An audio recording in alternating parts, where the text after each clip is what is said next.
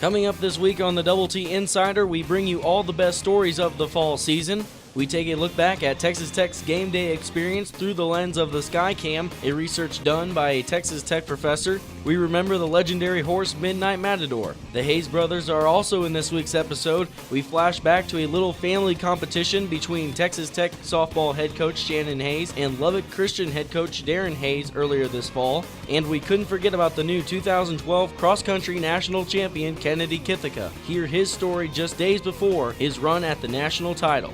That and more coming up next. It's the best of the Double T Insider. Let's go!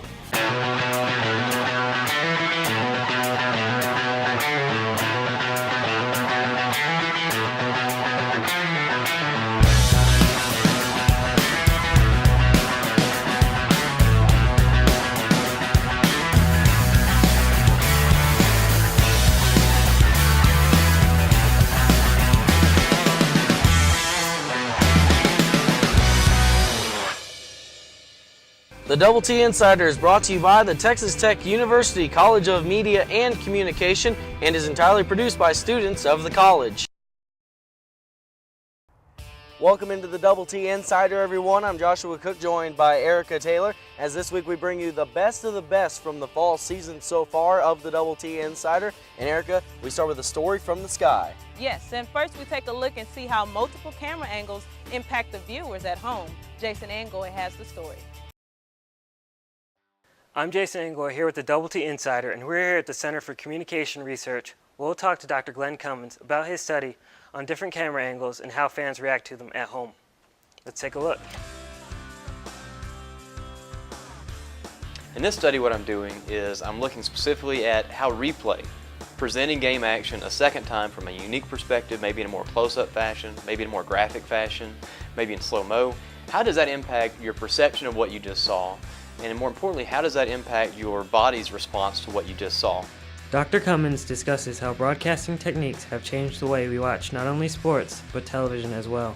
I've done a lot of studies looking at all the different production techniques that you see in televised sports. And really my interest is more in the different production techniques than in sports itself. It just so happens that if you're looking for all the bells and whistles that you see in television these days, sports broadcasters are always the ones who pioneer unique, new ways of presenting things on TV. Skycam is a good example of it, and that's why I've done several studies looking at Skycam. But it's not just that, it's graphic elements, it's computer-generated elements that you see on the screen. A lot of times you'll see it first in sports before it starts to show up in other types of programming. Fans may not always be able to take part in the game day experience, so attempting to bring that home through the TV becomes important. On the contrary, however, the home experience is making its way into stadiums. For years, television broadcasters were trying to recreate what you get in the stands. It wasn't simply one wide static shot of the game, but they would have the wide static shot of the game and then get cutaways, because that's what people in the stands do. You watch the game, and then in between plays, you talk to the person next to you, you look at something else in the stands. So we saw broadcasters trying to recreate that in-game experience. And now what I think you see is the exact opposite. I think you see a lot of arenas trying to recreate the at-home experience. Because think about the last time you were at a football game. You watch the action on the field, and immediately after it's over, you turn and you look for the video replay on the Jumbotron, the big screen. Because we're so used to seeing that mediation. So it's funny to see those trends kind of reverse to a certain extent. And the perfect example is the Cowboy Stadium in Dallas, where you have this huge, HD screen hanging from midfield. Again, it's hard to not look up at this screen, even though you're there in person and can look down at the field and see it as it's happening. So really what we're seeing is even live games where you're watching it in the stands is increasingly mediated and is increasingly like the experience you might get at home with replays and all these other techniques. We headed over to the psychophysiology lab to visually replicate the study, where Dr. Cummins attached 4 electrodes to my hand and arm that would gather specific data, including heart rate and sweat readings. After I was all wired up, I was shown a series of plays to see how my body would respond to them. All right, Jason, while you were sitting in there, the researcher sits in this room and does 2 things. Number 1, they monitor what you're watching in there. The other thing we're doing is monitoring what your body is doing while you're watching that. So what we have here is literally a graph that kind of represents somebody's physiological response. We see a line that represents their heart rate as they're watching the clip. We can see their skin conductance response, and we can measure a lot of different things. So what does the future hold for Dr. Cummins' research? Well, the benefit of studying what I study is that there are always going to be new production techniques that I can drag somebody in the laboratory and have them examine. So that's really another thing that I like about this type of research. It's never finished. For Double T Insider, I'm Jason Angoy. Coming up next, we look back on the famed career of Midnight Matador, and some former masked riders also share their favorite memories of the horse. And later, we rewind to family competition between two softball head coaches from Texas Tech and Lubbock Christian. Stay tuned for more of the best of the Double T Insider.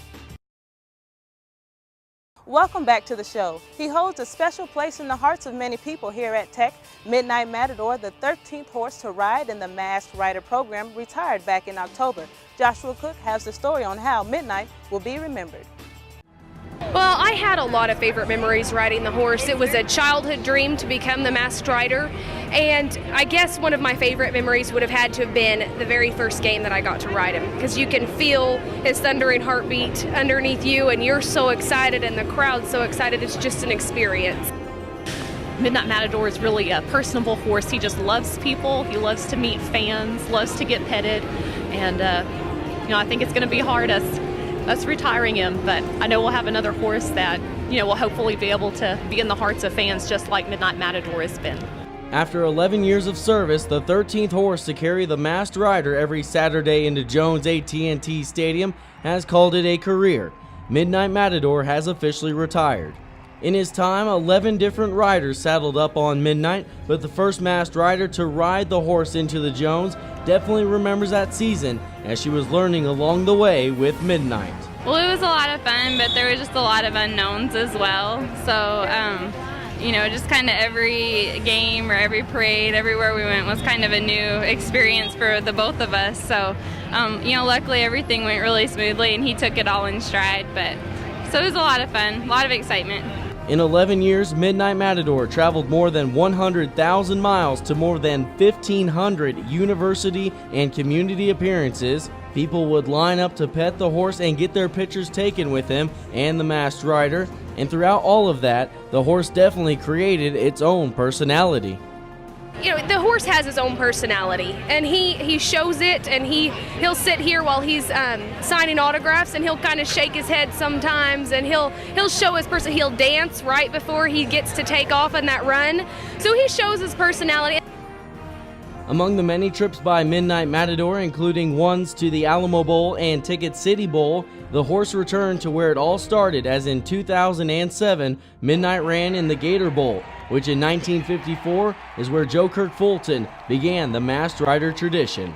All these years later, the program continues on, and that makes Alvin G. Davis, one of only 2 honorary Masked Riders, very happy. Great satisfaction, certainly. I'm a Tech X. I graduated at midterm 1952, and that's been a few years ago. In 9 days, I'll be 85 years young, so I'm just happy to still be around and kicking and being a part of all this. And I'll be going down on the field with them when they recognize the riders that rode the horse. And of course, I've become friends with most all of those riders all through the years. With the horse retiring, fans will miss a lot about the horse, and Ashley Hartzog Hawkins believes they will miss just the horse itself. Well, I mean, for one thing, he's a beautiful horse to look at, and I think they'll, miss getting to come and pet him. Of course, there'll be another horse that will be just as friendly and just as enjoyable, but they'll miss him because he's been here for so long. So I think just the fact that, he is a calm horse, and people appreciate that. So as Midnight Matador took his final bow on his stage in front of his fans, the riders took time and looked back on their favorite memories of Midnight Matador. Memory was the football games and the initial run down the field. That was always something that I looked forward to, and it was kind of neat too, because even though it was his first year, by the end of the season it seemed like he kind of knew what to expect and when it was time to go. So that was probably my favorite memory, was the football games. Sure, it's hard to pick. We have so many favorite memories. I think my favorite one was when we were doing the Fort Worth Stock Show Parade, which is the longest running equine parade in the country. And we were on the middle of the Trinity Bridge, and we heard this crazy rumbling. And all of a sudden, these chuck wagons come running up past us. Turned out they couldn't stop on the bridge because they would roll back down. All the horses are scared, but but not Midnight Matador. He just stood there like a champ, didn't even flinch. I think that's definitely, when I look back, that's my favorite memory of him and how just brave and wonderful he is to ride. Reporting for the Double T Insider, I'm Joshua Cook. The Hayes family is well known in Lubbock, Texas, and they reconnected earlier this fall season for a softball match between Texas Tech and Lubbock Christian. It was the story about a father and his two sons. Joshua Cook has more. You know, Dad got us started in softball a long time ago. We grew up in the spring at the baseball park, and then in the summers we played fast pitch and followed him around playing fast pitch. So we've been around the game for a long time, and Shannon's kind of the one that got us into coaching softball. And when he did it, I was asking him, what are you thinking? And he told me that I'd want to do it someday, and I thought he was crazy, but now that I'm doing it, I love it and really glad I made the change. When the name Hayes is brought up in any conversation in Lubbock, three people come to mind: Larry, Darren, and Shannon. All three have been involved at Texas Tech and LCU as coaches in baseball, basketball, and now softball. But it all started with Larry in 1971 at Lubbock Christian University and ended right back at LCU in 2009. And along the way, his sons got bit by the coaching bug. Well, there's a big disadvantage being raised by a coach. You know, you're around the ballpark all the time, and there's good things and bad things that happen around the ballpark, and for kids, it's a lot of fun. And I think they grew up, you know, seeing how much fun it was to coach and all those different things. And so I think that led to that. I think when they started college, they were going to, I think one of them was going to be a lawyer, and I don't know what the other was going to be, but I guess they turned out bad and ended up being coaches. But no, it was coaching's fun if you can stand it, you know, and I think both of them learned how to do that. Out of all three, though, Shannon was the first to take a leap into coaching softball and started the Lubbock Christian softball program. It didn't take long for the LCU program to find success. First year, national champions. And ever since then, Shannon has never looked back. We just like coaching. You know, I grew up playing, Dad was a basketball coach at Lubbock Christian and baseball coach, and that's when I loved being around basketball, but obviously baseball and playing baseball here at Tech. And then in the off season, the summer, Dad played fast pitch softball, and we watched until we got old enough where we could play. And so all three of those sports were something for me personally that I enjoyed. I enjoyed the competition. And nowadays, Shannon coaches the Red Raiders while Darren coaches the Lady Chaps. With both teams being in town, why not play each other? Despite it being a friendly game, there is still the competitive side, as they are brothers. You know, they're so competitive.